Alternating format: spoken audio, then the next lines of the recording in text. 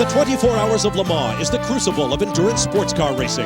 Since 1923, the world's best have fought for Le Mans glory and the immortality that awaits any who can meet its challenge.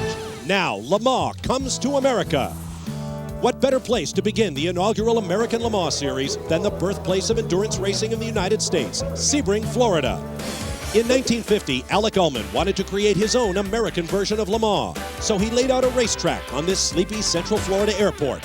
The 50s and 60s saw Sebring become an international showplace as manufacturers such as Cunningham, Ferrari, Ford, Jaguar, and Porsche claimed Sebring glory with cars driven by the sport's best, men like Phil Hill, Mario Andretti, and Dan Gurney. Today, with the inaugural race of the American Le Mans Series, Sebring retakes its rightful place on the world stage.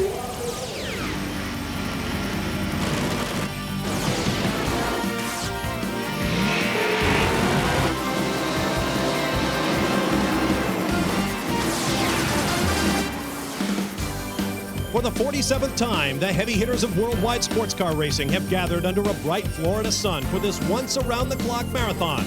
Welcome to the 47th Superflow 12 Hours at Sebring, presented by the new Dodge.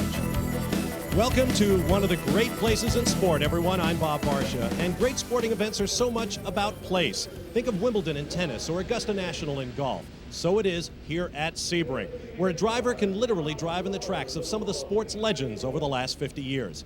Now, we often talk about Sebring and the 24 Hours of Le Mans in France as sister events. That relationship is now official, thanks to the dawning of the American Le Mans Series. 8 races around the United States this summer run under the rules of the French Classic.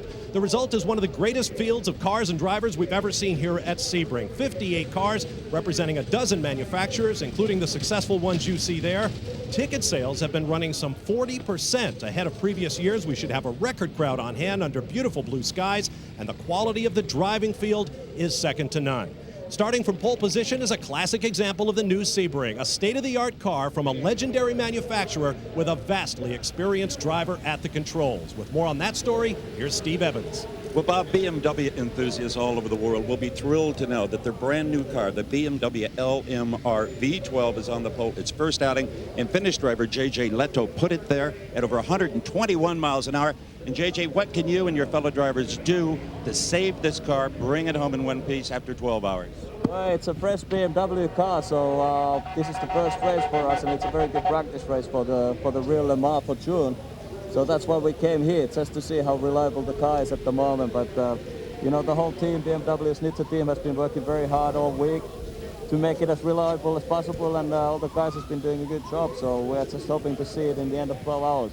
Best of luck to you, JJ. And remember, guys, this car is starting on Michelin tires. Michelin has never won here at Sebring.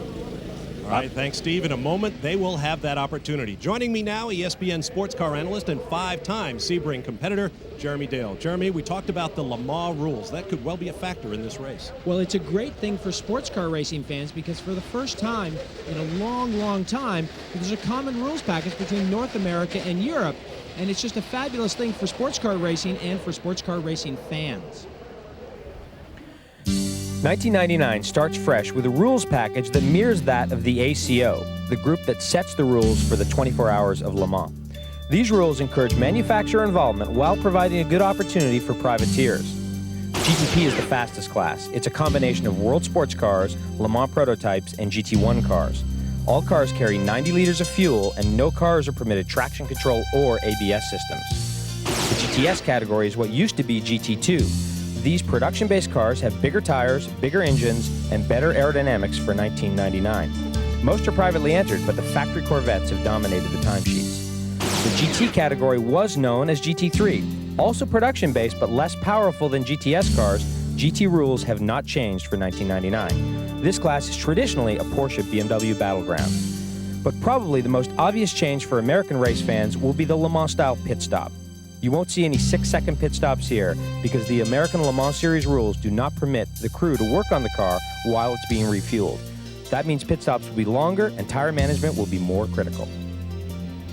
No question about it. The pit rules could be key in this race. Now let's talk about how the teams can take maximum advantage, Jeremy. Well, it really is a tire issue because you cannot change tires while the car is refueling. That means if you can make your tires last 2 or 3 stints, which is what they do at Le Mans, that will be a major advantage for these teams. But what we're really going to be watching is the American teams that aren't used to this format. And we're going to be watching them very closely as they try and instinctively go out and work on those cars while they're being refueled. We should keep in mind, too, the Sebring track is very tough on tires. We'll be visiting history here at Sebring throughout the show, beginning right now. In 1955, Sebring witnessed an incredible race. For 12 hours, the Jaguar D-Type of Mike Hawthorne and Phil Walters battled with the red Ferrari of Phil Hill and Carroll Shelby before the Jaguar went on to win. Later that year, Hawthorne added the 24 Hours of Le Mans, becoming the first driver to complete the endurance double in 1 year. Jackie Hicks and Jackie Oliver did it as co-drivers, while Stefan Johansson and Hans Stuck are in today's race.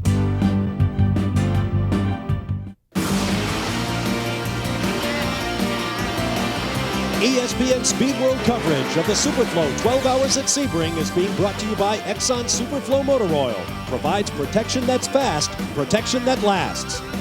By the Olive Garden. When you're here, your family. And by Suzuki. During Suzuki Fest 99, get $400 worth of free accessories and great financing on selected models. Welcome back to Sebring. It is time for the field of 58 to come to life. Ready to give the command, Mr. Paul White, Exxon Lubricants Manager. Exxon Superflow supports gentlemen or drivers. Start your engines. Good job, everybody.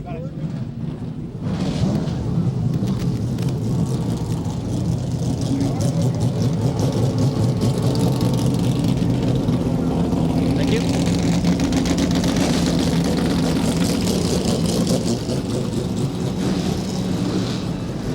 The field is now fired up, preparing to roll off. Now let's take a look at the battlefield with our Olive Garden course description. Well, Sebring International Raceway, of course, very historic, 3.7 miles, and this is the 7th revision of the original track. Mainly it's been shortened over the years, but the big change this year is down at the hairpin. It's been pulled back to create a safer runoff area in the braking zone. But the big problem is going to be after the initial turn-in, there's this little left-right jog, and I'm predicting that's going to create big, big problems for the faster cars in traffic all day. The other big deal is down at 17. The cars now run down the back straight with the wall there on your right, and the cars pop out from behind that wall. There's not nearly as much room in that braking zone down there for passing as they head under the bridge out onto the main straight here at Sebring. Let's take a look at our starting grid for this classic race. On the pole with a record lap averaging 121.25 miles an hour, the all-new BMW V12 with J.J. Leto at the controls. He'll be partnered by former Le Mans winner Tom Kristensen of Denmark and German Jörg Mueller, a winner of the 24 Hours at Daytona. Here's a look at the rest of the lineup. The first 10 starters, the biggest field of GT prototype cars ever seen here at Sebring, some 30 strong. The grid was shuffled through the morning hours. We lost one car in the warm-up, and several cars have decided to change tire compounds. They will go to the back of the grid. Starting back in the number 27 spot on row 14 will be our leaders in the GTS category. Moving up to 26th after one GTP car dropped out after that crash in the warm-up. Ron Fellows, Chris Neifel, and John Paul Jr., the only Sebring winner on the driving strength of that fabulous new Chevy Corvette. On the next page, our pole sitters in the GT category. Also production-based vehicles, very close to what you buy from the showrooms. Starting from pole, we met them earlier. Alex Job Racing Porsche 911 RSR. Randy Popes put it on pole at record time. He'll be joined by Mark Fitzgerald and David McNeil. Here's a look at the rest of the field. They will come around to take the green flag in the 47th revival of one of the greatest events in sports car racing. Now let's take a look at our onboard cameras, and we have one in our pole-sitting BMW LMR driven by Formula One art and sports car veteran J.J. Leto. This is on the long backstretch. On board the number 11 Ferrari, led by two-time sports car champion Wayne Taylor. A very strong driver lineup here. Taylor suffered from flu at Daytona earlier this year, but he is healthy and ready to go now. Also, we have a camera on board the number 27 Ferrari. Freddie Leinhardt and two former winners of this race as teammates, Didier Tays, who will start the car, and Mauro Baldi of Italy. On board the number 38 champion Porsche, starting in the number 18 spot. Another Formula One winner, Terry Boutsen, will start. Bob Wallach on that driving team as well. On board the number 3 Corvette. Pole sitters in the GTS category, Ron Fellows, Chris Neifel, and John Paul Jr., as we mentioned earlier. Now on board the number 10 BMW. Two-time winners of this race, but it's now the GT category. Prototype Technology out of Virginia. Another strong line. Now let's go to Steve Evans. There is drag racing, there is IndyCar racing, there was everything imaginable going on in the Sunshine State this weekend. But let me tell you what, as you said earlier, Bob, the big crowd, the international crowd is here at Sebring. And if you want to know more about the International Le Mans Series, pick up this weekend's edition of USA Today. It's an 8-page supplement jammed with information. I think Bob is using the boot as his Bible. Bob? As the field comes down, the green flag waves, and we are underway at Sebring. And J.J. Leto got outfoxed at turn 1. And that is the Raffinelli, Riley, and Scott car. That's Judd V10 power in that car. Shared the front row, actually split those V12 BMWs, continues to lead. J.J. Leto back in second position as they head down to the revised hairpin. Look at the two bridges, the drive-over bridge and the Exxon walkover bridge. And this straightaway has been shortened right there. Eric Van de Poel from Belgium as we go on board with Didier Tays, just recovering there from a quick twitch. Wow, that looked like a big twitch. I'm not sure that wasn't a hit of some kind.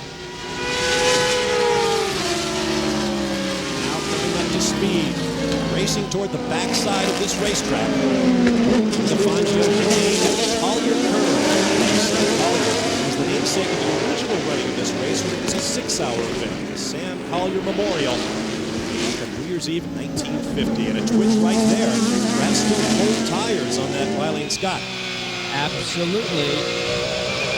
This is Angelelli. We go on board, and that is the Panos. Now, the car in front last year would have been in the GT1 category, but these cars have been equalized for 99 under Le Mans and American Le Mans rules. So these cars now carry identical amounts of fuel, and of course, the GT1 cars used to have the ABS and the traction control.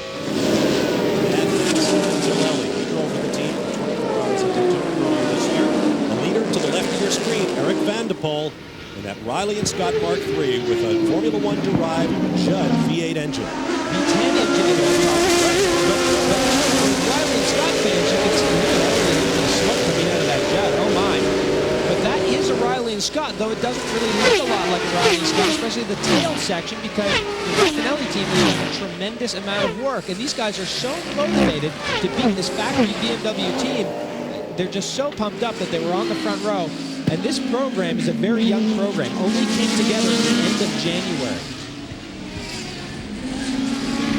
Fans of Formula One will remember that Judd as a V10 that was under the Yamaha nameplate. Unsuccessful years in Formula One. Max Angelelli, Olive Garden, Ferrari 333 SP. V12 Ferrari power in that car. Rotary and piston powered, 4, 6, 8, 10, 12 cylinders. We have them all here. I love the mechanical diversity in sports car racing. It is just so exciting to see all this new machinery. We haven't really gotten to it yet, but there's some very interesting Audis in this field. We'll get to that. But right now, up front, a great battle with that Raffinelli, Riley, Scott, and those two factory BMWs. Opening laps of the 12-hour sprint. Not so much an endurance race as it is an all-out blast at Sebring. Stay with us. We'll be right back. Battles going on all around the racetrack. The GT battle right here. The Porsche number 22 and the BMW. As the race leaders come flying around to put them a lap down in the early laps of this race. And look at the race leaders where they are now. They are gone. Tremendous speed differentials here. From the pit lane, Dave Burns. Bob, you talk about team orders. You've got the 10 car that Boris Sett is driving and also the 7 of Mark Simo. Right now, the 10 car battling for the lead is the faster car, the car that's set up with a more aggressive setup here today. They're hoping that the 10 car can win the race outright by pure speed if it lasts. But for the 7 car and Mark Simo and crew, they've got a softer, more forgiving setup that they hope is going to save both tires wear on the car and wear on the driver. Thanks, Dave. No surprise, these cars were all running close together. They qualified within a half second of one another. Right now it is Porsche out front, winning this class by far in Sebring history. With one of the BMW M3s. And the leaders coming through this battle has hurt Boris Said. There is James Weaver in the number 16 Dyson car. And look at the shenanigans here. This is that new section of racetrack, and it's causing a lot of confusion as predicted.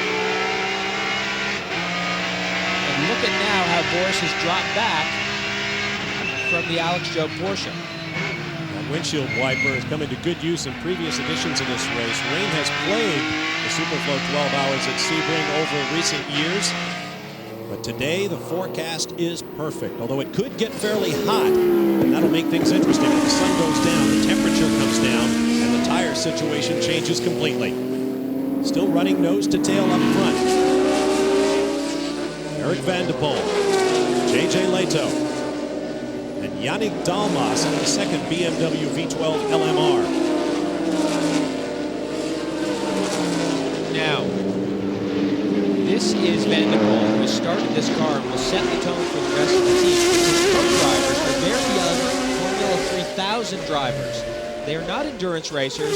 They've got the pure speed, but they don't have the experience in endurance racing. So it's Eric's job to tutor these guys and make sure that he sets the tone for this team to, yes, drive this car quickly, but to get it to the finish. Those co-drivers are David Salens from Belgium and Thomas Engu from the Czech Republic. And Mr. Raffinelli told me, he said, you know, our youngsters are probably quicker than Eric is. We need Eric to show these guys what they need to do to get this car to the finish. Quick look from on board. J.J. Leto's car will go back on board now. Notice that roll bar in the rear view mirror at the center of the screen?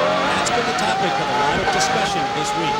Well, yeah, that's our vision for 1999. Has a single roll bar. You can see how the roll bar, oh, look at this Leto alongside. This is on the outside, though. You're going to have to use a lot of command to take this position away. Boy, he wants it. Scrambling through the chicane, looking for grip.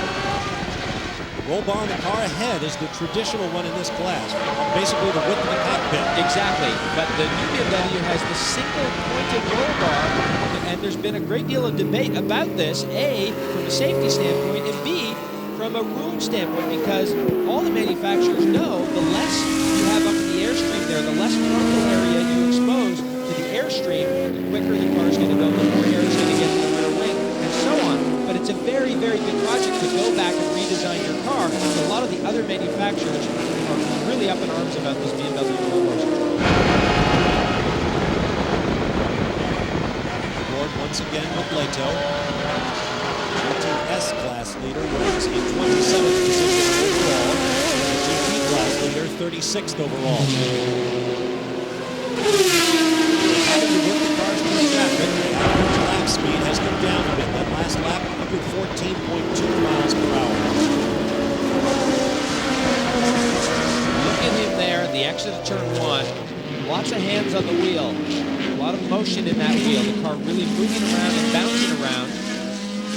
This is not where you want to get stuck behind a slower car through the carousel here. You can see Van de Poel actually backed off a little bit there, so he didn't get bunched up. That's the kind of experience that you want. But Leto is right there. Van de Poel is going to have to defend this position, and Leto is going to take a shot down the outside. Van de Poel will pin him behind that slower car up ahead. Great battle up front. Notice J.J. Leto's steering wheel. It's one of those Formula One style yokes, much like a top fuel drag racer. On a track like this that is so bumpy, occasionally a driver might lose his grip and have to grab for something. He's got a whole lot less wheel to grab than the others. Absolutely, and plenty of buttons there to push. There's probably a speed limiter on there, and of course a radio button, a drink bottle button. There's a number of different things they can do from the steering wheel. Of course, unlike a Formula One car, they must take their hand off the wheel. No electromechanical shifting allowed. It's all mechanical, but it is a 6-speed sequential gearbox. Working track traffic once again. You see this race is going down at the pace of a 20-lap main on a dirt track. This is a 12-hour race around one of the toughest racing circuits in the world. Eric Van der Poel remains the leader, looking for his third victory in this race. We'll take a break. We'll be back live to Sebring. Welcome back to the Superflow 12 Hours at Sebring. There is your race leader here at the Superflow 12 Hours of Sebring, J.J. Leto. They put that car on pole. Moments ago, the previous race leader dropped back, is now in the pits. Dave Burns has more. Bob, Eric Van der Poel sits silently in the Zero Team Raffinelli car right now. They think that it is in the electronic fuel injection. They have changed some electronics in the car. They're going to it. They don't think they have a motor problem. They've refueled the car and changed the tires to send him back out if they can fix it. But they do think it is electrical and in the fuel injection system. Judd V10 engine.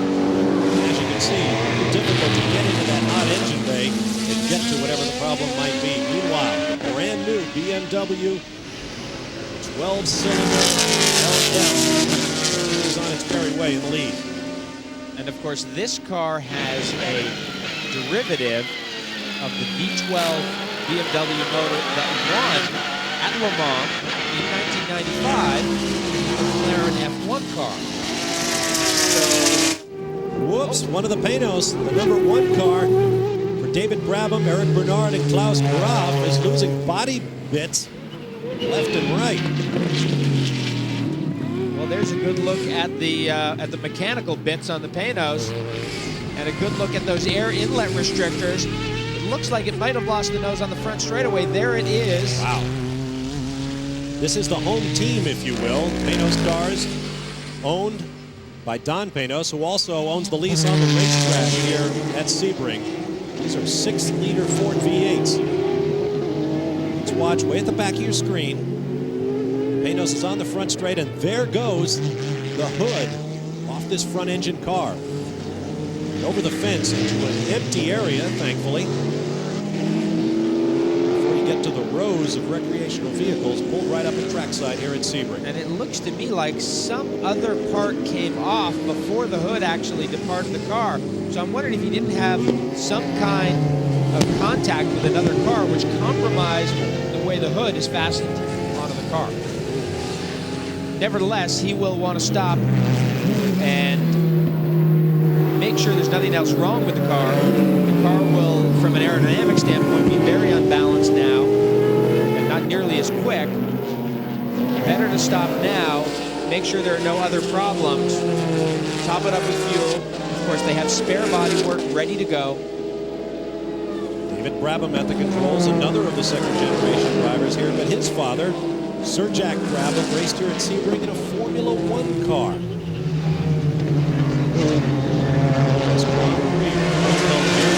At Sebring. He heads for the pit lane.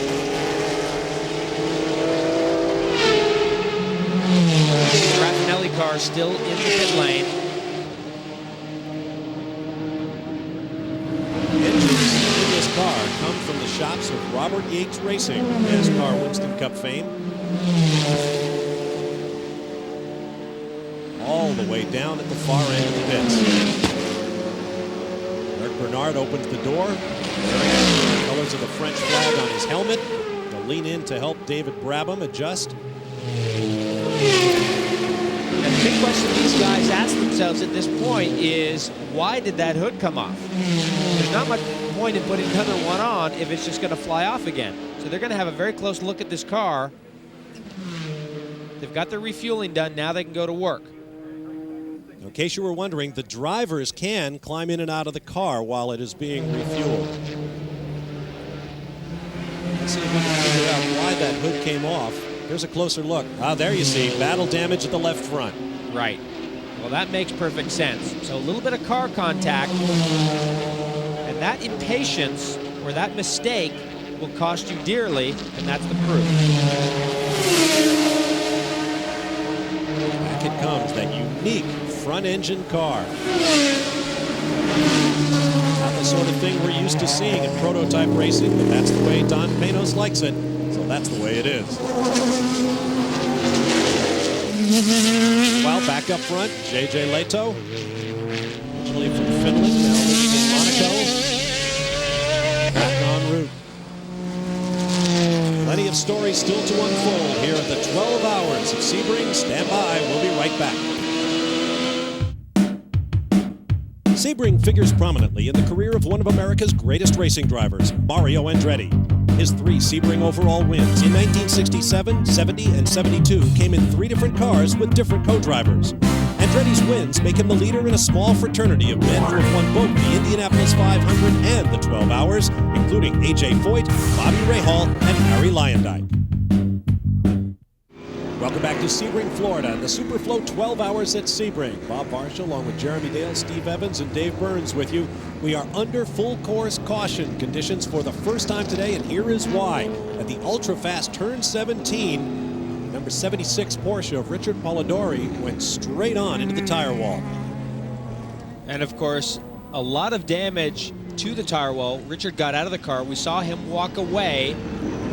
He is okay, but quite probable that he had some kind of braking problem down there, so that's brought out this full course caution. Now there is the number 42 car that led much of the early going the first 2 hours of this race, but it currently runs back in the number 10 spot. And here is why: an extended pit stop under the yellow flag, fortunately for the team. With more on that story, here's Dave Burns. Well, Sports Car called them in and wanted them to come in during their next scheduled pit stop and have Joachim Kerbel and the rest of the crew go to work on the 42 because drivers were complaining there was no rear brake lights on the 42. And that's a no-no in road racing. So they brought him in. They had to remove the front cowling and go inside and change the brake light switch, which is located in the front of the car. They did it, but while they were doing it, the leader came by and put the 42 1 lap down. Now the reason for that electrical disconnection may well have been because of something that happened moments before the yellow flag came out. Here's a look. Well, here's J.J. Leto in the 42 car putting a lap on Ron Fellows, and they make contact. And I would be very surprised if that affected that brake light switch problem. I would guess they're very separate problems, but that certainly put Ron Fellows off the racetrack and may have damaged the left rear corner of the 42 car. The number 3 Chevy Corvette C5R remains the leader in the GTS category as we go back under green here at Sebring. And the number 42 has moved up.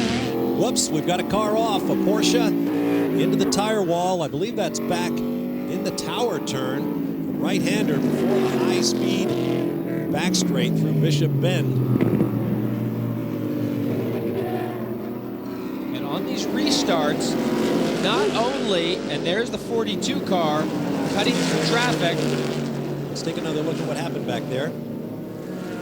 Is he going to get an assist from that silver Panos? I guess so. Oh, a lot of help. But that Panos nowhere near being fully past the 33 car. Nowhere near it. Number 33 running in the GT category, and on the driver's strength of that car, German Ulrich Richter, a very well-known Porsche competitor in endurance racing, sharing with Ulrich Galad and Karl Voslik. To the number 42 now. Push forward. Remind you, it was an electrical problem dealing with the brake light. This was a mechanical problem. It should be every bit as quick as this car was shown to be by the man who put it on hold. Record speed of over 121 miles an hour. J.J. Leto. You can see tucked in not far behind the 42 car is the 0 car. There it is. The car that in the early going, driven by Eric Vanderpool, led this race. They ran into some problems with the engine electronic unit in that car. They changed out some parts. It is back up and running. It looks to be running strong as we go on board. But it is well back in the field. Not shown in the top 45 in timing and scoring. He is at least 9 laps down to the race-leading BMW. Vanderpool from Belgium remains behind the wheel. Long stint. Clock ticking down, coming up on 10 hours to go. 12 BMW M3s. Powered Riley and Scott appears to be on the pace with the performance cars on the track. Hopefully they've overcome their problems. We had heard from the Raffinelli team that if they didn't get their problem fixed, they were going to park the car, but it looks like they've got it fixed. We know they want to run out the 12 hours and get as much time on this Judd power plant as they can. But the 42 car now running very well, no problems there. We haven't been able to verify that it's got brake lights. Here's the 43 car up in the lead, showing with a lap lead over the rest of the field at this. Familiar kidney-shaped wheel on the nose from BMW. A lot of open racetrack. There's the number 42 car. Tom Kristensen from Denmark. The former winner of the Le Mans 24 Hours is behind the wheel. And this is the car they needed to stop and replace the brake light switch on, or I should say fix the brake lights. I'm not sure they actually replaced the switch, but that cost them the race lead. They had over a lap lead on all of these other cars. There's the third place Panos, the car that Kristensen is chasing. What is the Batmobile? That extraordinary aerodynamic treatment. Big 6-liter Ford up front. And this may in fact be the last race for this car because Don Panos and company are working on an open cockpit car. This is the car that lost the hood earlier.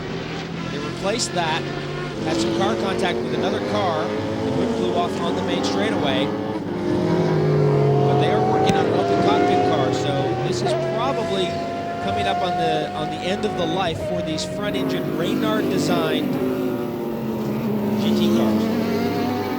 Here's the leader in the GT category for the smaller production-based cars. Prototype Technology Group BMW M3. The number 7 car has been a part of the top 3 in this class since the original green flag in this race. The 22 Porsche that sat on pole and led the early laps has dropped back on this grid. The number 10 sister car to this one also has been part of this fight. The number 7 car right there, currently 27th overall. The 10 car in second place is a lap behind. And the 22 Porsche runs on the same lap with the second place car, the BMW. This PTG Milner team, both cars fell out at Daytona in the 24-hour race. And they really have something to prove here. As you mentioned earlier, Bob, they've not won a race. They're on a 5-race winless streak, so they really have something to prove here to get to the finish. Normally they win races at the rate of about 4 out of every 5 they enter, and they're leading the class right now. We'll be back to Sebring.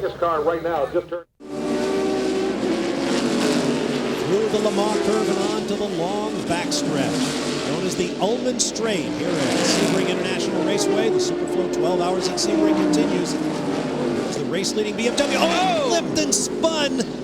That Corvette leading the GTS class. And that is that area we've talked about. There must be something down because that other, I believe that's another BMW, also went around. I don't know if there's anything on the racetrack. I think that the Corvette was just turning in. That's the end of that wall that we talked about. It is not as open as it used to be, and they came together. I think that second car was the 26 BMW V12 LM, the 98 car for Bisher, Soper, and Oberlin. Yes, there goes the 26. Didn't take to the pit lane, surprisingly. I think that was some significant contact there between those two cars. Significant contact. Let's go back and we'll take another look at it. And there is the leading car, and he's going to take the position away. He wants to take the position away, outbrake the Corvette, but the Corvette turns in. The BMW has nowhere to go, and they make contact. Boy, he was lucky to stay off that wall. That's the second incident of the day for that number 3 Corvette. It was in the hands of the former season winner John Paul Jr. And that spin there from the other BMW, that's what I would call a sympathy spin, which means things were slowing down and stacking up very quickly. You get into the brake pedal too quickly, and you can very easily spin the car. Martini on his way, and now they're side by side again. And perhaps unusually close. Unusually close. How dare you. And there's no question, the attitude from the guys in the GTP cars is, you know what, I'm the fastest car on the racetrack. It's your obligation to make room for me. And that's not really the case. No, the rule of the road is the overtaking car is responsible for avoiding contact. But there's no question that the attitude that these drivers have is make way for me. Here comes the scene of the crime. I'd really like to have a close look at the left front corner of that car because I would be very surprised if it wasn't damaged. There you can very clearly see a mark in front of the wheel. And will he stop? No, he's not stopping, so he must be fairly happy with the handling of the car. Boy, those BMWs must be stopping because that was a bit of a hit. At top speed, you would think that car is under maximum downforce. It's difficult to get that car to turn the way it did by bopping the front.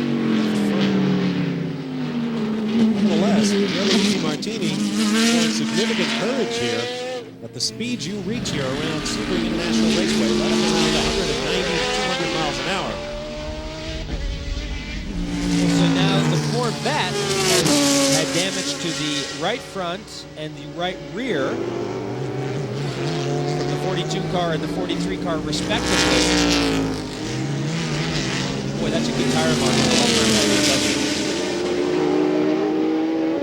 Boy, Martini is really hustling that car, getting off the line and getting around slower traffic. Now here's our GT Class leader, a lot of smudging on the back of that BMW. Now this car sits on the same lap with the 10 car, which is the 22 and the 23 Alex Joe Racing cars. We know that they are all pushing each other very, very hard. All of these drivers, all of these cars being driven very, very hard, trying to break the other cars. It's no big surprise that these two teams are battling. The two BMWs, the Prototype Technology Group, and the two Porsches, Alex Joe Racing. Let's take a look at an incident down in the new hairpin. We predicted there'd be action down here, Jeremy, and we've certainly seen plenty of it. It's the number 8 prototype car goes around. We've got all kinds of traffic jam going on. And that's on the entry to the hairpin, and it looks like he was hard on the brakes there and brought the car back to the left to put it on line to turn in, and just it swapped in. It didn't look like he had any help there. It's number 8 running with the race leader, although they are not on the same lap. Scott Schubert, Henry Camperman, and Ding sharing that number 8 Riley and Scott Ford. We'll take a break. Plenty of action still coming your way. More than 9 hours of hard racing still to go here at Sebring. Welcome back to the Superflow 12 Hours at Sebring. Race leading BMW 12-cylinder LMR is in the hands of Tom Kristensen, one of 2 former winners of the 24 Hours of Le Mans on this team. He's partnered with Jörg Mueller and former Formula One and Kart FedEx Championship Series driver J.J. Leto put the car on a record pole. Now, earlier, they had an electrical problem, dropped back, and have been working their way forward, Jeremy. Well, they had a very minor problem, which was they had broken brake lights, believe it or not. And of course, that may not seem critical, but it's very important under the rules that they have operating brake lights, so they had to fix those. It was not a big deal, but they did lose a couple of laps. At the time, they had a 1-lap lead. You see a car there dropping wheels coming onto the back straightaway, kicking up a bit of dust. They had a 1-lap lead. They've managed to claw their way back to the lead. It's been a phenomenal driving performance by all of these drivers. Took the race lead back with their sister car 43, made a pit stop. Now just ahead is the number 20 machine from Dyson Racing. It's Butch Leitzinger, former champion in this series, behind the wheel and about to go a lap down. The speed of these BMWs with all their Formula One technology is simply astonishing. Well, and I think what you can say very clearly is that the Riley and Scott cars that Dyson is running are not really stretching themselves out to the rules the way the BMWs are. They could run 18-inch wheels, they're running 17s. They could run a 6-liter motor, they're running a 5-liter motor. They can run carbon brakes, they're running iron brakes. So they're not really completely, totally prepared for this event. Perhaps hoping the Toys will beat the hair. The BMW in the hands of J.J. Leto qualified a record pole speed of over 121 miles per hour. And perhaps as astonishing as their speed has been their durability. They've been hitting other cars or being hit, and yet they continue at this tremendous pace. And I don't think anyone anticipated that this BMW would be as fast as it is, because it is a brand new race car. This is the debut event for this race car. It has been tested, but I don't think anyone anticipated the outright speed from this BMW. In fact, these cars only turned a wheel for the first time some 2 months ago. On board now with Kristensen. And a look out the back of Butch Leitzinger. Fading a car length or so with every tick of the clock. Closing up a little bit in that slow corner. This is down through Bishop Bend, named for John Bishop, who started what was then known as the International Motor Sports Association, which evolved into Professional Sports Car Racing, the sanctioning body for today's event and the entire American Le Mans Series. Oh my God, one of the Panos cars on fire. And heavily so. And this is a bad place for that car to be because there's no one there. There's no one anywhere close to where that car is. And that car is going to burn. One of two Panos cars in the field. These are the house cars owned by Don Panos, who also owns the lease on this racetrack. Now, that is a very small extinguisher, and that is a very big fire, and unless we get a lot of those small extinguishers very quickly, this fire is going to get a hold of this car. And we are full course yellow. We have gone to a full course yellow here because this car is not in a particularly safe spot. Now, boy, this fire sure got going quickly because that started very small and got going very quickly and got very big. Must have been some kind of oil or fuel leak to get that going like that. You can see it started around where the exhaust pipe is. You can see a trail of it there on the ground. So there's following fluid the car. on the ground, yep. There is fluid on the ground, so there was some fluid leaking there.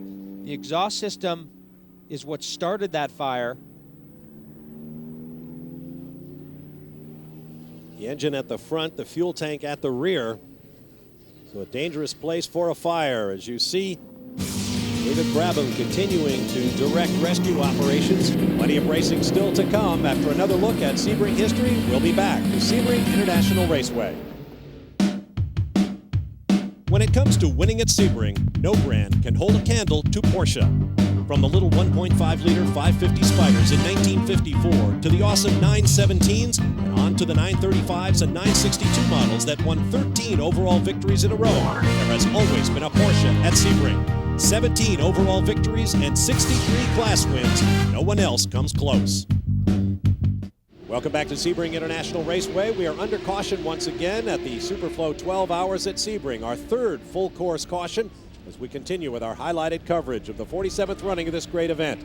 There have been multiple incidents. This one did not bring out the yellow flag as Johnny O'Connell, the last car in line, the Panos, recall that the sister car to this one has already burned up and dropped out of the race. O'Connell had to get on the brakes in a big way, took out the brake marker and spun, but it appears that car will be able to continue.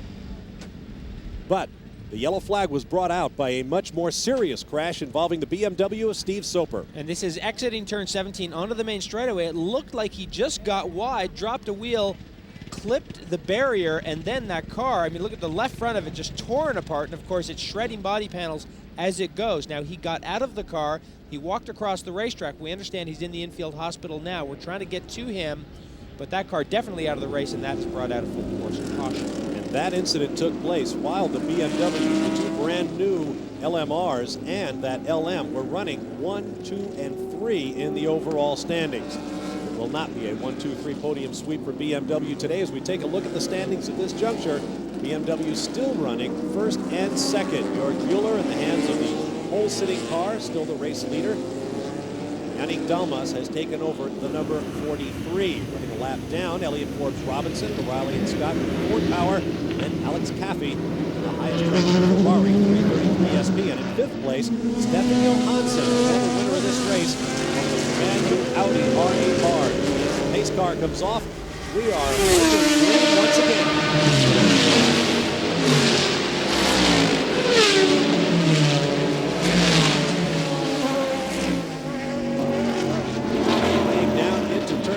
Once again, the Race League BMW gets a tremendous jump. And it's very nice to have that clean, clear racetrack out in front of you.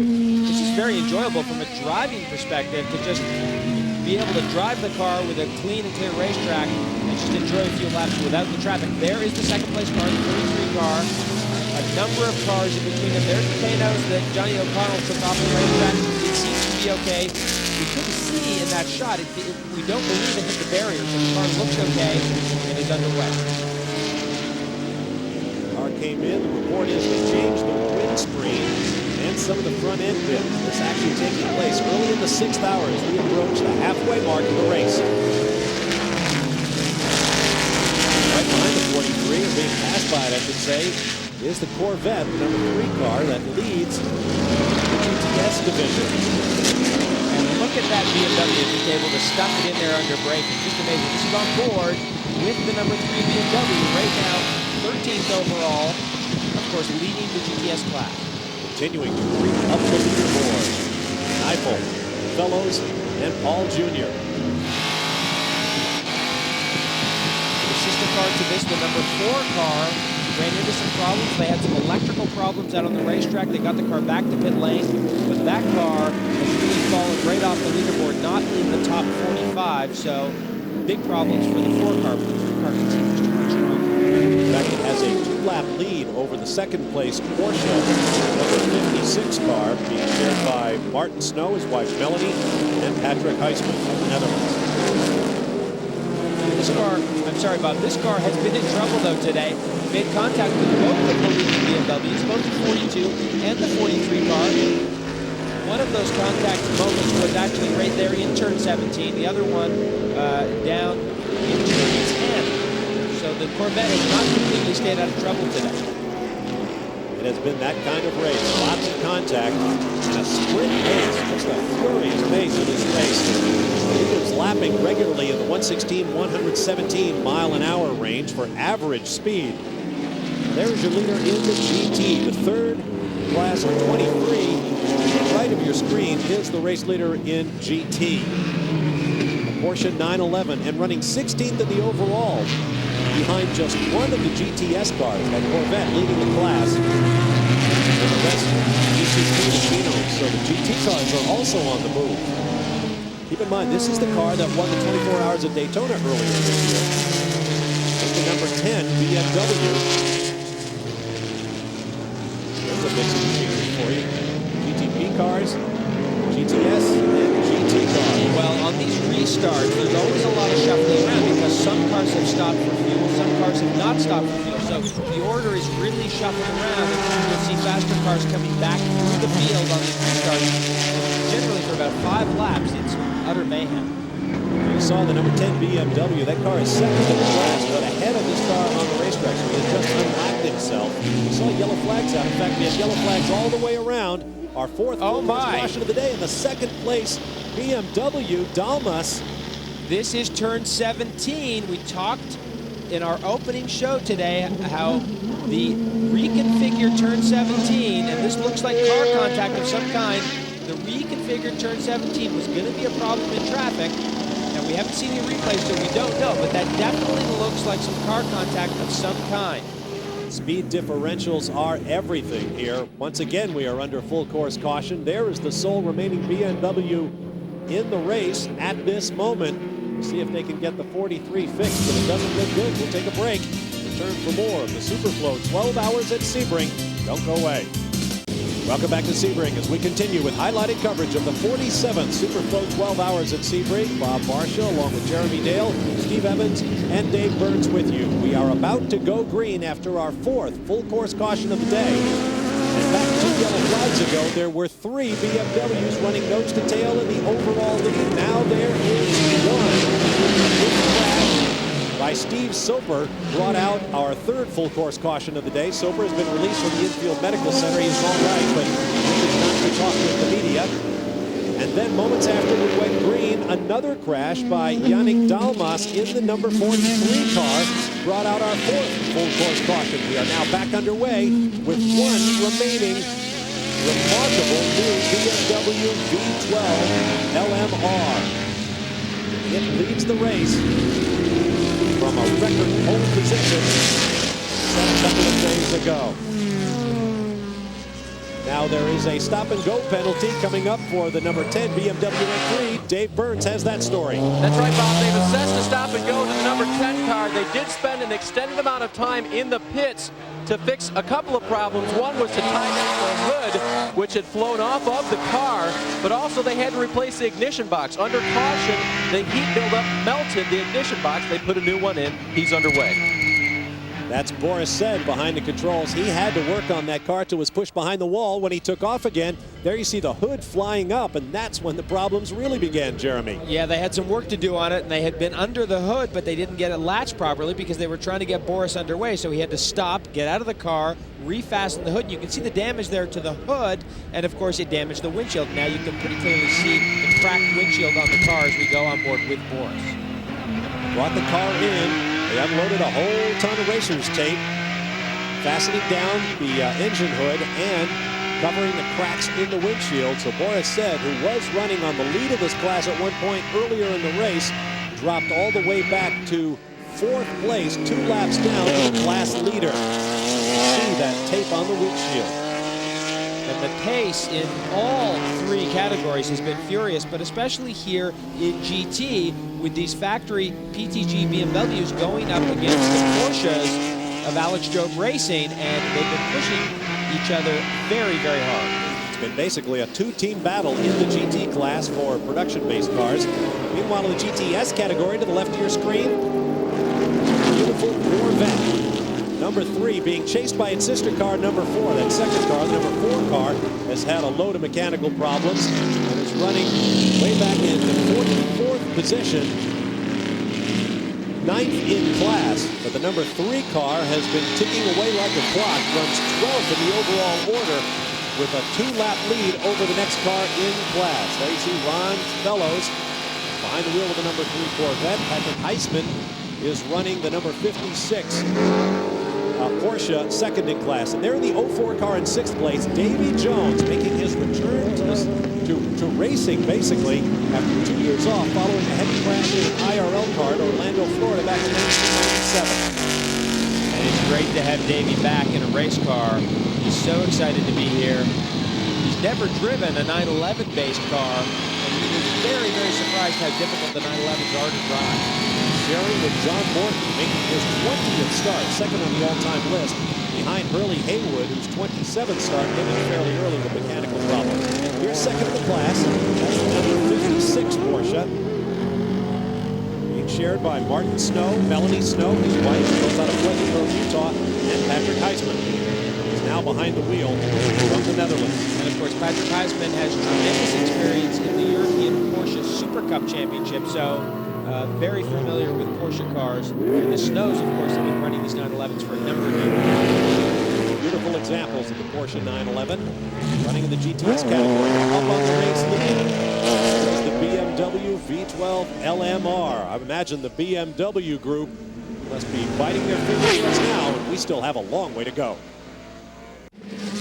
Shadows growing long as we work the 7th hour in our highlighted coverage of the 47th Superflow 12 Hours at Sebring. Bob Hart and Jeremy Dale, along with Steve Evans and Dave Burns with you. There is the sole remaining BMW LMR in this race. At one point, BMW prototypes ran 1st, 2nd, and 3rd in the overall standings, but a series of incidents have taken out the other 2 cars. J.J. Leto, who put this car on pole at a record speed, over 121 miles an hour, is behind the wheel right now. Picking up other cars for class, there is number 20, Butch Leitzinger, now behind the wheel of Rob Dyson's Wiley and Scott, the Ford Power. And the number 12, just behind, is the Olive Garden Ferrari 333 SP. Max Angelelli was behind the wheel earlier on. We've had a series of yellow flags that have shuffled the order. We've had lots of pit stops. At one point or another, we've had as many as 4 cars on the lead lap at the same time, or the BMW running all by itself.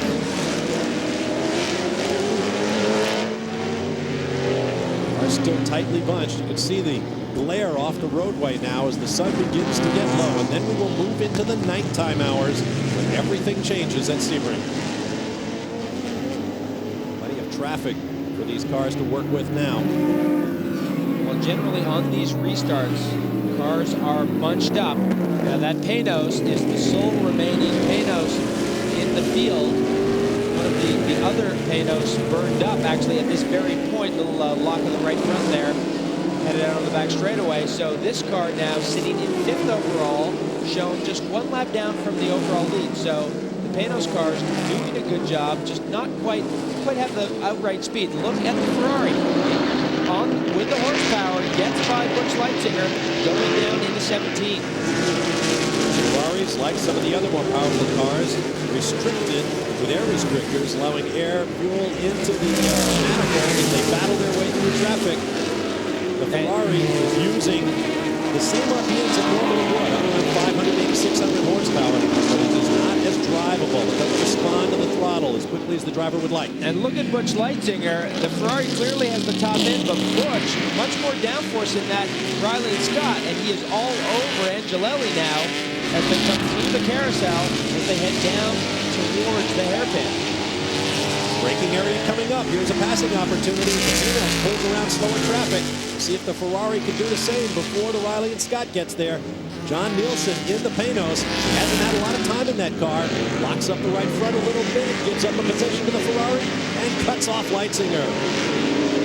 And that was key for Angelelli to get around that Panos, and that's really blocked Leitzinger out now. But they continue to work through traffic. And look at Leitzinger forced to cross from driver's left all the way into the apex, driver's right, really costing him some time now. Through Cunningham Corner and the Collier curves, headed for the tower turn. John Nielsen has driven what was called the Q9 version of this Panos. It was a hybrid car running on a combination of petroleum-based fuels and electric power. That project now on hold, but it was designed originally for Le Mans. Ran its one and only race at the Petit Le Mans at Road Atlanta last fall and actually finished the race, but it's very tricky technology and they're sticking with these Ford V8s, and you can see those Ford V8s have plenty of horsepower. Those Panos cars very, very fast in a straight line. There is car number 56. That is the GTS category for big bore production-based cars. That is the Snow Heisman Porsche 911, and it's running on the same lap as the leader in the GT category. Now that 56 car is in the lead because the race long class leader, the new Chevy Corvette C5R, has had all sorts of problems, and picking up that story is Dave Burns. The 3-car an hour ago, Bob, was leading the class. They were dusting the field, but unfortunately, they blew a differential. They took it behind the wall. They made a couple repairs as well with our new brake rubbers and pads. Fueled the car, put John Paul back in the car, and sent him back out in 5th place in the GTS class. Unfortunately, they think when the differential blew, it sucked up some debris and ruined the pump that pumps the rear end full of fluids. They've had to replace that now, and that's why they're still on pit road more than 12 laps down. Tough break for the Corvette team as the factory returns to sports car racing. Now, another car in this class that had problems after a terrific charge through the field was Zach Brown in number 83 Porsche. Watch as he puts a couple of wheels off, and then the trouble begins. And boy, that's not where you want to drop wheels. And he spins it back to the inside into the inner pit wall there and pretty much destroys the left side of that car. Zach was okay, but that car done for the day. That is a tough break. That car was held up in customs. It's a European-based 911. They didn't get as many laps as they would like. Changed the tire compound, went to the back of the field at the beginning of the race, worked their way all the way up to the top 3 in class before they crashed. Tough break for Zach Brown and the other members of his team, Claudia Hurtgen and Herbert Haupt. We'll take a break. Plenty of action still to come as we work our way toward the twilight here in Central Florida. More of the Superflow 12 Hours at Sebring coming up. Headlights going from a decoration to a necessity here at Sebring International Raceway as the 47th Superflow 12 Hours at Sebring continues through the 8th hour. Our highlighted coverage continues with a great battle for the lead in the GT class between the number 23 Porsche of Ford Wagner and the number 7 BMW of Johannes van Overbeek. And this is a front of the leader in the GTS category. So much as we saw in the Daytona 24 hours back in January, the lower or slower of the production-based classes is leading the faster class. Well, don't forget they have a real fuel advantage coming out of the hairpin there. A lot of shenanigans. Here comes the Audi on the left. On board now, the number 10 car running 4th in the GT class. And there goes the number 0, Raffinelli, Riley and Scott with the Judd power. The number 10 car will be trying to get by both of these cars to get a lap back relative to the position in the class. So that they can come up and challenge for this position as well. Here comes a GTP class Thanos, trying to work his way by. Wow, 3 wide there. That 911 on the left going very slowly. Look at those two BMWs with that damaged bodywork. Boy, that is a strange place to stick a nose in, and this is potential trouble because I don't know if Kurt Wagner knows that car's there. Oh, Van Overbeek able to get on the brakes and gets on the throttle quicker. See if he can hold off his teammate. And look at there is the other Alex Job car, the 22 car. And that also is trying to get a lap back. 1 lap down to the battle for the lead between the 23 and the 7. They're all together, all 4 of them. How appropriate. These two teams have been battling all day long in this class. And now they're all running in a bunch on the racetrack. 7 and 23 on the same lap, 22, 1 lap down, 10, 2 laps down. Back to the race lead. Number 42 out of the pits after a stop-and-go penalty, now shown 3rd. And 30 seconds behind the new race leader, the number 12, Taylor Caffey Fangio Ferrari. Now, isn't that interesting? That car has been really very quiet all day. We haven't seen much of the number 12 car. They've been going about their business in a very quiet way, and all of a sudden, there they are up in the lead. But very close to them is the 20 car. There's the race leader to the right of your screen. Ferrari 333 SP V12. Maybe the other car was coming over on him there. Well, that makes me nervous down there where that wall is. Now, not far behind him is the 20 car. Where is it? There it is. That is for the race lead. That's a half a second between those two cars. That is for the race lead. Phenomenal. After so much time, after so many miles, you have 2 cars so close on the racetrack. The overall standings, as you see the time ticking away, coming up on 4.5 hours to go. So much can happen between now and then. And both these teams, I have to tell you, both these teams were confident in their ability with local track knowledge, understanding this event, to win it, even though they know they don't have the fastest race car. They know the BMW is the fastest car. But these teams have been here before. They know how to win races. They know this racetrack, and they're very confident in their ability to do that. About mechanical diversity. Butch Leitzinger from State College, Pennsylvania. Big booming 5-liter Lozano Brothers Ford V8 chasing that high-revving Ferrari V12 in the hands of Max Angelelli. That's the turn off for the short course. These two right now sitting about 60 seconds in front of the number 42 car. And it looks like Angelelli pulling out just a little bit on Butch Leitzinger. Overhead cam Ferrari against the pushrod Ford. Many people thought that Ford engine was at the end of its development curve several seasons ago, but it has already won the 24 Hours at Daytona this year, and now it's battling here at Sebring once again. Now we're beginning to see the glowing of the brake discs. And that will be fascinating to watch as we get into the hours of darkness still to come here at the race. Butch Leitzinger using all of the track and then some in his efforts to overhaul that fleeing Ferrari. We'll take a break and be back with more as the Superflow 12 Hours at Sebring rolls on.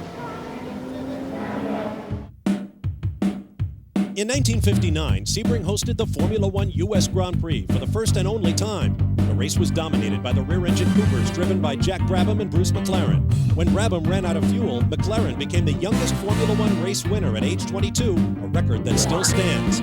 Although a number of Formula One champions have raced at Sebring, only 4 have won the 12 Hours.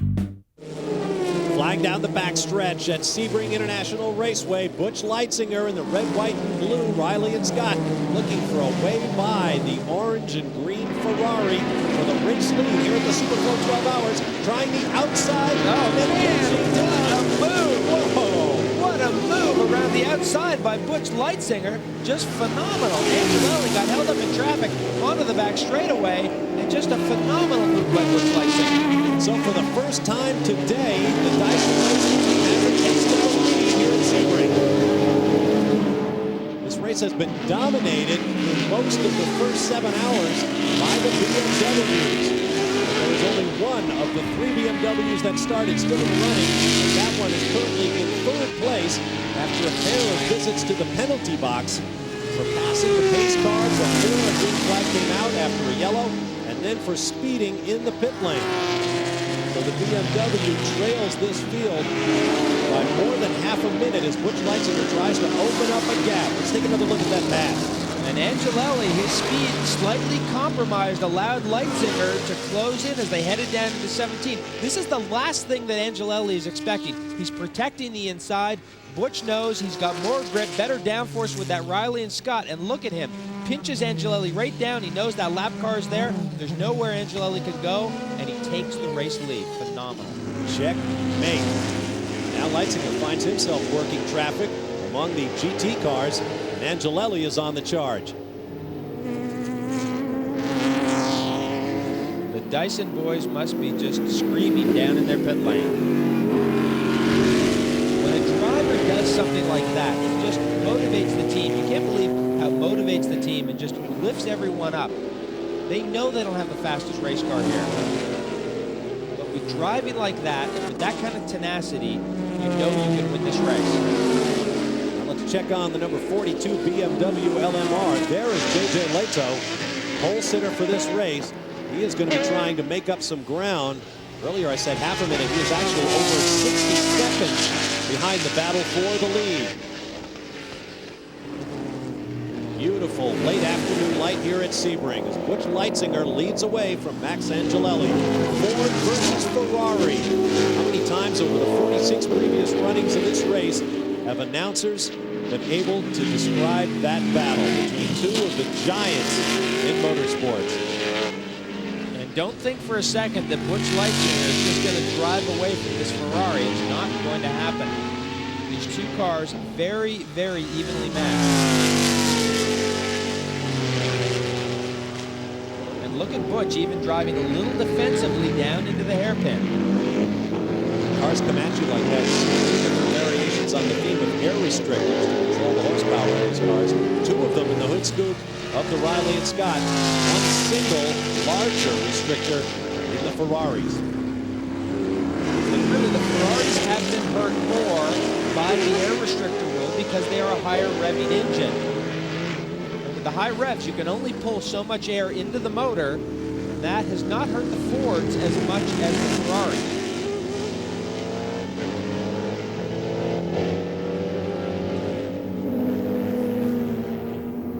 Butch now catching another GTP car in not a particularly good place. Slides around the outside, and that's actually also going to hurt Angelelli. That's where you don't want to compromise your speed, is coming on to that back straight line. Full tilt boogie down the backstretch.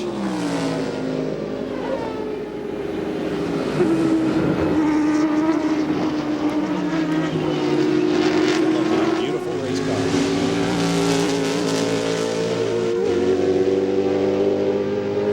Onto the pit straightaway. Leitzinger appears to be drawing away just a little bit. Each lap. The gap shown as 1.4 seconds.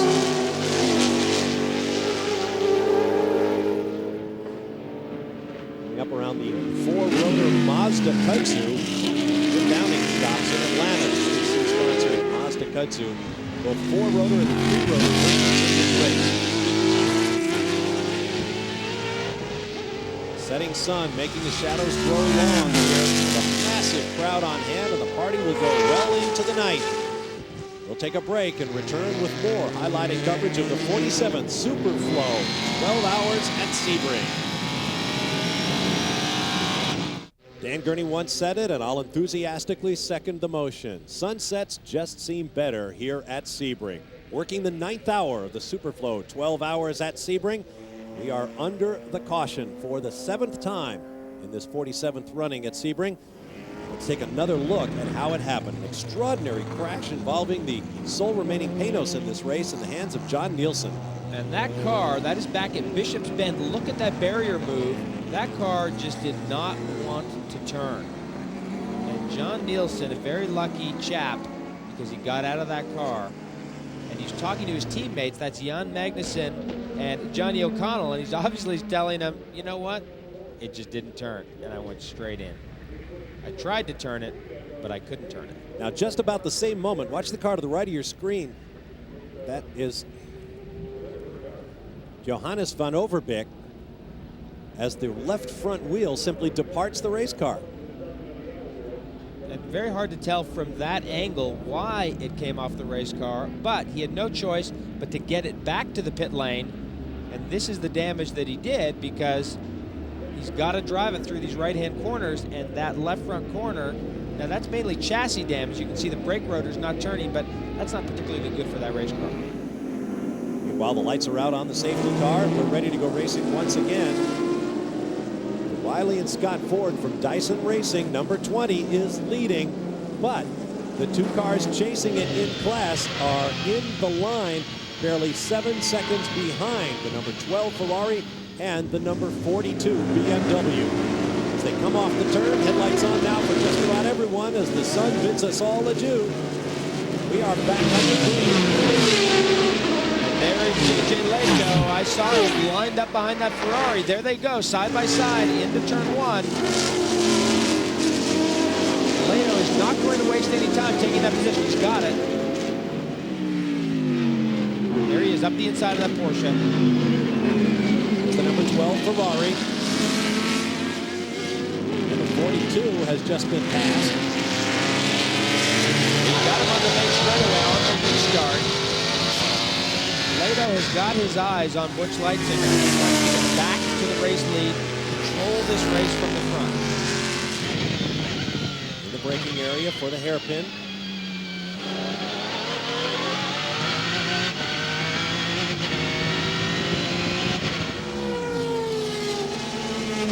Leto. Tom Kristensen of Denmark and Jörg Müller of Germany.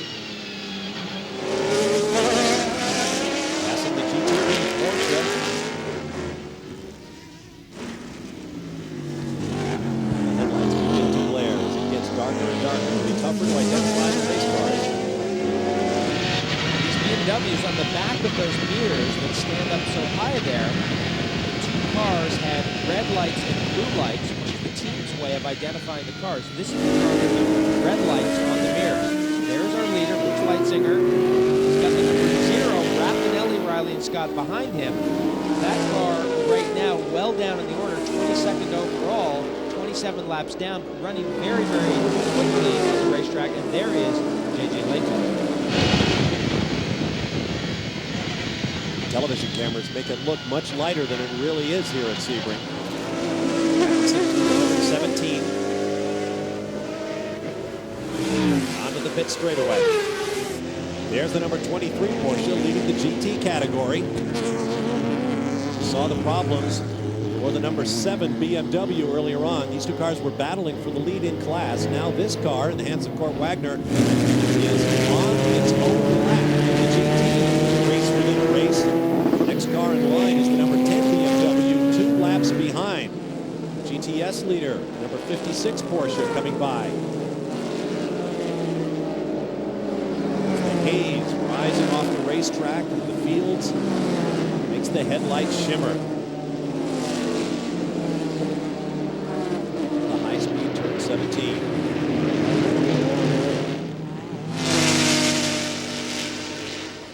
Picking up the battle for the lead, the BMW on the left, on the right, the Riley and Scott. J.J. Leto brings the car back into the lead after fighting his way up following 2 visits to the penalty box at the pit lane to stop and go penalties. Closing up on one of the Audis out the back of J.J. Leto's BMW, looking back. Butch Leitzinger's Riley and Scott.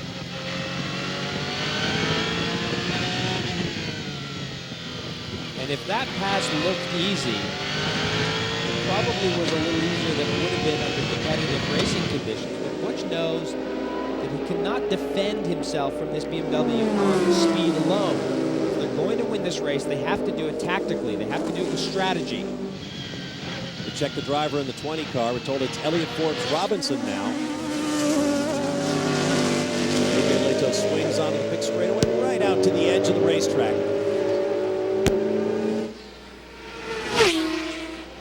That's a better look at how dark it is. That particular camera. Because it is getting quite dark. Now, of course, these guys do practice in the night. On Thursday night, there's a night practice. So they've driven the racetrack in the night. They know that their headlights are properly aimed. And these cars have phenomenal lighting systems on them.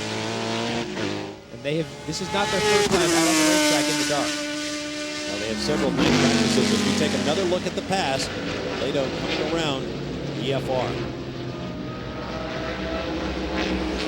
And again, Elliott Forbes Robinson not blocking him, not trying to overly defend that position because he knows it's only a matter of time before this BMW is going to get by him. If you ask the drivers about racing in the total darkness that you get here at Sebring, many of them seem to enjoy it. Just looking down into the cone of light created by your headlights helps a driver to focus totally on what's going on. It's a very solitary feeling, I'm sure. And it's coming up shortly for the survivors to this point in the Superflow 12 Hours at Sebring. We'll be back. Night has officially fallen at Sebring International Raceway as we continue with Hour 9, our highlighted coverage of the Superflow 12 Hours at Sebring. There's the race leader, J.J. Leto, and the BMW LMR, who now has 19 seconds in hand over the second place, Riley and Scott Ford of Elliott Forbes Robinson, and 33 seconds in the third place, Ferrari 333 SP.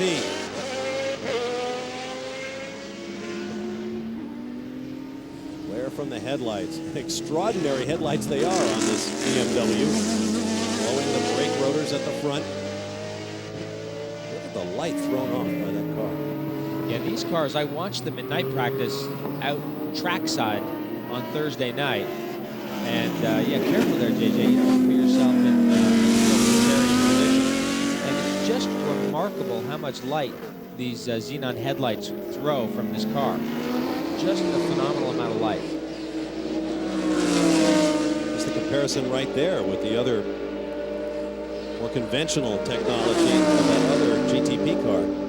So Leto goes by. Some serious cable power. You can see they've got the little marker lights in the front part of the rear view mirrors. They got the little red marker lights on that BMW. Here's the leader in the GTS class for production-based cars. Car number 56. Martin Snow, wife Melanie, and Patrick Heisman of the Netherlands. And what's great about these Porsche turbos, look under there. See those glowing? That is the exhaust system and the turbochargers there that glow red hot under the back of that car. I love that look. Amazing technology in these cars. The 56 car has a 2-lap lead over the second-place car in the GTS class. That is the number 48. A similar Porsche 911 Turbo, European-based car from Freisinger Motorsport. Wolfgang Kaufmann, Michel Ligonnet, and Lance Stewart from Florida.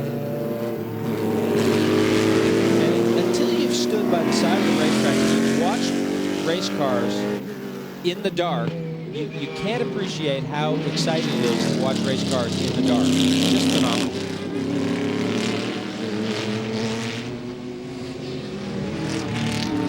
Great fun to watch. There's the number 23 Porsche 911. The leader in the GT category is Darrell Havens, Court Wagner, and Kelly Collins. Winners at Daytona continue on their merry way. Currently 2 laps ahead of the number 10 BMW running in second place. And that car is, well, check that. As timing and scoring changes, 10 has now dropped to third as he suffers more problems. Let's take another look at what happened.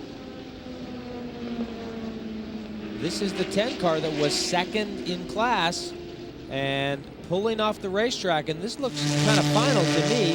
That puts the 2 Alex Job Porsches, the 23 car and the 22 car, up into first and second in the GT class. It looks like Porsche might do it again here in endurance racing. Incredible record. 17 overall victories, far more than any other manufacturer. 63 class wins here at Sebring. Hey, great seats. After another look at Sebring history, we'll be back with more of the Superflow 12 Hours at Sebring. Among the legendary drivers who have raced at Sebring, one holds a record that will never be matched. In March of 1961, Phil Hill won the 12 Hours for the third time in 4 years with Olivier Gendebien. In June, the pair won the 24 Hours of Le Mans. In September, Hill won the Italian Grand Prix at Monza, becoming the only man to win Sebring, Le Mans, and the Formula One World Driving Championship in a single year. Welcome back to our highlighted coverage of the 47th Superflow 12 Hours at Sebring. What was expected to be a battle of tires turned into a fuel mileage war when the number 20 Dyson Racing Riley and Scott Ford led the number 42 BMW LMR into the final moments. It was time for everyone to make their final strategic moves, and the key moment came when it was time for the Ford to stop. It has come down to this: 2 men, 2 cars, 2 different teams battling for the overall win, and they will almost certainly shatter the all-time record at Sebring for narrowest margin of victory. The most dramatic finish ever. As things currently stand, Tom Kristensen in the brand new BMW LMR leads James Weaver of England in the R&S Ford by barely 11 seconds, and Weaver has been taking huge chunks of time off of the former Le Mans champion on the race lead. And here was the moment that gave the 42 car the lead. James Weaver was not originally scheduled to be in this car. Butch Leitzinger doing a great job in this car, brings it in for the final fuel stop. James Weaver gets in the car, a little bit fresher than Butch Leitzinger, who drove only with one co-driver all day. That was Elliott Forbes Robinson. They topped this car up, made a very, very quick pit stop, and got back out onto the racetrack, but they lost the lead. The new American Le Mans Series could not have a more dramatic debut. With barely a handful of minutes to go, as the 42 car with Kristensen at the controls came through to take the lead through the daylight hours in this 47th running of the Superflow 12 Hours at Sebring. It was the GT categories that gave us all the close racing. But when the sun went down and the attrition set in, it was all the premier GTP class. Hello and welcome, everyone. I'm Bob Varsha, along with Jeremy Dale, Steve Evans, and Dave Burns, still down in the pit lane for the dramatic final moments of this race. Now let's get more on the GTP story. Can the BMW hang on to win its debut race? Here's Dave Burns. Team Dyson retired the 16 car, and then they had 4 drivers they could choose from to put in the car, the 20 car. Pat Smith, team manager, why did you decide to put James Weaver in out of all the drivers you had? Well, James has been the fastest, and we've tried some softer tires on the 16 car, and he was considerably faster than anybody on the track, so we figured we'd put him and those tires on the 20 car and let him go. And he's within 10 seconds. I don't know if he's going to make it or not. All right, they're hoping, and he has a very soft compound still on the car, so he's trying to track him down. Back in 1970, the Ferrari factory team behind Mario Andretti won by just 22 seconds over Steve McQueen and Peter Revson in a Porsche. The gap from Tom Kristensen in the race-leading BMW to James Weaver in that car, number 20, Riley and Scott Ford, is now barely 8.4 seconds. But the laps are winding down, and we expect the white flag for the race leader next time by. One more lap of this 3.7-mile racetrack that has seen so many dramatic moments in the 46 previous runnings of the Superflow 12 Hours at Sebring. There is the number 42 BMW. Only 7 times in the history of this race has the pole sitter gone on to win the race. And what an amazing moment it would be for this BMW, built by the Williams Grand Prix operation in England. The car only turned a lap for the first time 2 months ago, but J.J. Leto put it on pole with a record-breaking average speed of over 121 miles an hour. And though they have suffered their bumps and bruises throughout the day, the team of Kristensen, Leto, and Jörg Müller of Germany have been absolutely bulletproof, putting the car into the lead and holding on now. And obviously the experience they gained at Le Mans last year really played a role in the design and build manufacture of this car, but the execution has just been brilliant here at Sebring this week. They've been fast all week. They've done a great job. Just a phenomenal effort by this BMW team. If they can hold on as the white flag waves over Tom Kristensen and the BMW. It will be the first ever overall victory here at Sebring for Michelin tires. Remarkable considering that French rubber company's long history in motorsports. The gap beginning the last lap out to 8.8 seconds. Phenomenal performances by both teams. The Dyson team, the BMW team. This BMW, the class of the field. Very, very fast race car. Great drivers, all three of them. Of course, former Le Mans winners. But the Dyson team has put up a fight, and these guys will be the first to tell you how hard it has been. In the GTS class, a Porsche leads in the hands of the husband and wife team of Martin and Melanie Snow and Porsche Super Cup veteran Patrick Heisman. And a Porsche 911 also leads the GT category. And for Kelly Collins and Bud Friedman, a victory here at Sebring would mean a sweep of the 24 Hours of Daytona and the Superflow 12 Hours at Sebring.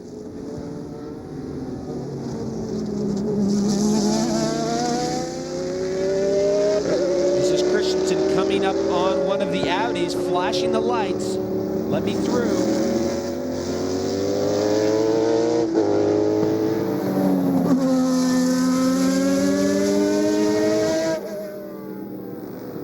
What an amazing day it's been here at Sebring with a handful of leaders in each of our classes. And as it always seems to happen in endurance racing, the ebb and flow of competition sometimes leads to massive margins of victory. Sometimes, even after 12 hours of racing at a sprint pace, it comes down to something like this. 8 seconds between the top two teams. Checkered flag is up and it waves. Victory and pole for the brand new BMW V12 LMR and for the driving team of J.J. Leto, Tom Kristensen, and Jörg Mueller. Finishing second unofficially, Dyson Racing will be back to start meeting our winners in just a moment. Welcome back to Sebring, where the celebrations are continuing. There's Gerhard Berger, motorsports manager and former Formula One driver, running BMW's operation. And what a success he is having as his team of Tom Kristensen, J.J. Leto, and Jörg Mueller bring the BMW V12 LMR to victory. In the other classes, in the GTS category, Martin and Melanie Snow and Patrick Heisman bring their Porsche home in first place. In the GT category, Kelly Collins, Darrell Havens, and Court Wagner emerge victorious. Right now, joining us here in our announce booth, the founder of the American Le Mans Series and the head of Panos Motorsports, Mr. Don Panos. Nice way to open your new series, sir. What'd you think of the race? Well, as the Irish say, it's like all your birthdays came at once. Boy, I guess. You know, the crowd and the fans have just responded to good racing, good competition, a show that we put on, and we couldn't be more delighted. And I booked this weather last December, so everything's worked out fine today. No rain delays. You must be thrilled, though, with the arrival of this BMW team and the Audi team.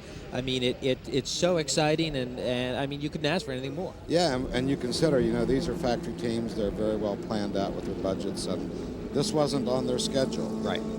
When they were planning their assault on Le Mans this year in June. And they decided that the Sebring and the American Le Mans Series is a good way to start off to get prepared for Le Mans, and we got them here. You probably won't see them at the next race because, like I said, it wasn't in their schedule.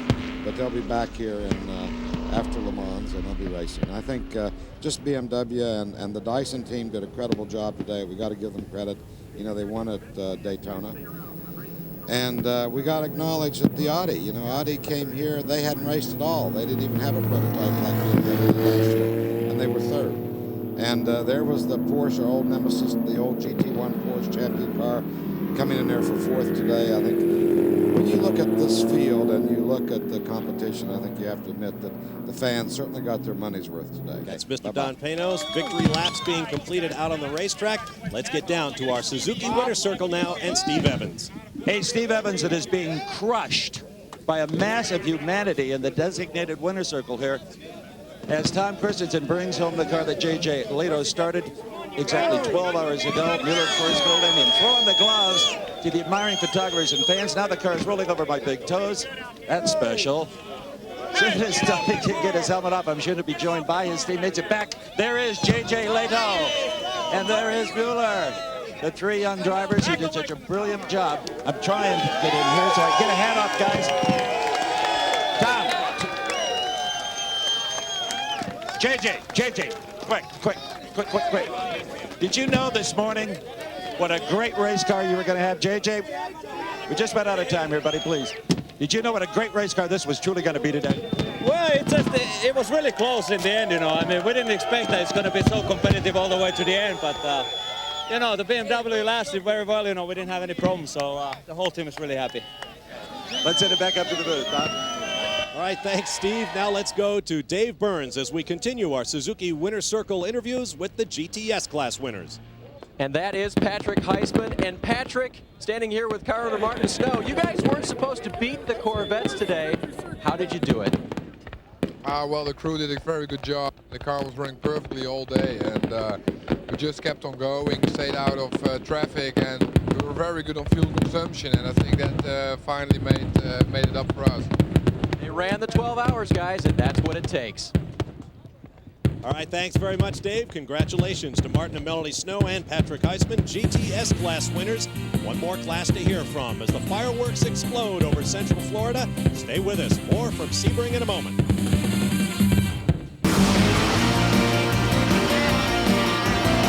ESPN Speed World coverage of the Superflow 12 Hours at Sebring is being brought to you by Exxon Superflow Motor Oil. Provides protection that's fast, protection that lasts. By Roundup. Roundup kills weeds down to the root. Roundup. No root, no weed, no problem.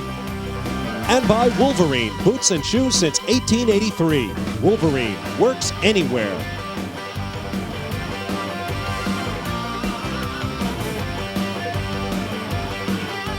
Welcome back to Sebring. 47th Superflow 12 Hours at Sebring. I'm Bob Marshall along with Jeremy Dale. Now, one more class to hear from. GT, here's Dave Burns. Kelly, the BMW M3s and the other Porsches gave you fits all day. How tough was it to beat them in the final hours? Well, I'll tell you what, the hardest thing to beat was just ourselves. The last hour and a half, we lost third gear. I had to drive around in second, fourth, and fifth, and putting up with traffic. I actually made headway on a lot of cars, and it was awfully difficult. I give all the credit to the ARE team, the whole team, Daryl and the Alex Jobe Racing, and my partners, Court Wagner, Daryl Havens.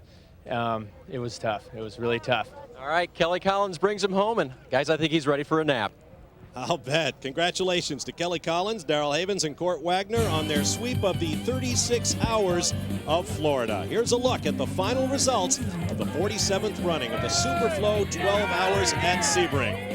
Not since 1975, when Brian Redmond, Sam Posey, Alan Moffat, and Hans Stuck put a BMW CSL in victory lane, has BMW been here. But boy, they did it with style, Jeremy Dale.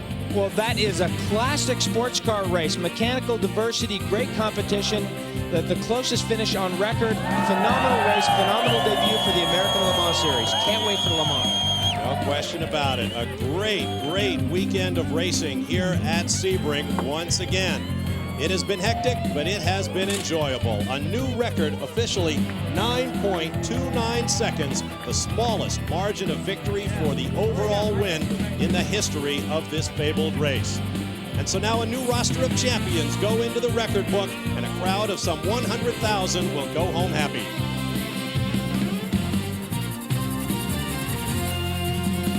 Jeremy Dale, Dave Burns, and Steve Evans, I'm Bob Varsha. This has been a presentation of ESPN, the worldwide leader in sports. For more, log on to ESPN.com, a part of Go Network, Go.com. So long from Sebring.